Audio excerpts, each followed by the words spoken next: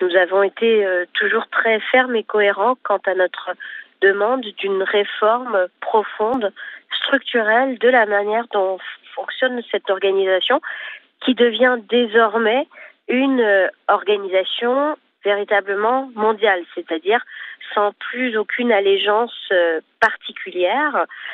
Les enjeux pour aller plus loin sont encore devant nous.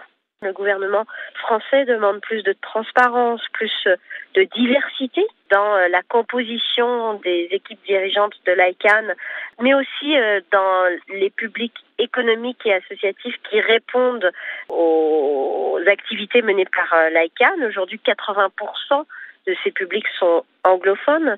Il y a des enjeux donc de gouvernance qui doivent aujourd'hui répondre aux standards internationaux de droit en la matière. Ce n'est pas encore le cas. Donc cette réforme, c'est bien, mais une vraie réforme, ça sera mieux.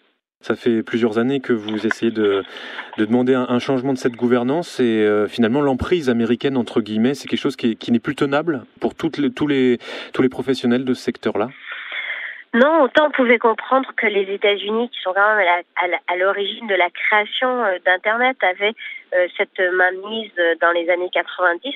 Aujourd'hui, alors que les utilisateurs sont partout dans le monde et que finalement ils sont plus majoritaires aux États-Unis, il n'y a aucune raison que le gouvernement américain ait cette prise directe et cette influence sur une organisation internationale. Donc l'enjeu, il est effectivement qu'elle soit multipartite, qu'elle soit multi-acteurs, mais je vois deux risques. Le premier, c'est qu'on ait transféré une gouvernance américaine vers une gouvernance américaine. Mais sauf que ce n'est plus le gouvernement, mais les géants de la tech, de la Silicon Valley, les Google, les Apple, les Amazon, qui reprennent la main. Donc il faudra être très vigilant sur le fait que la diversité du milieu économique soit garantie, qu'il y ait des entreprises européennes, qu'il y ait des entreprises asiatiques, etc.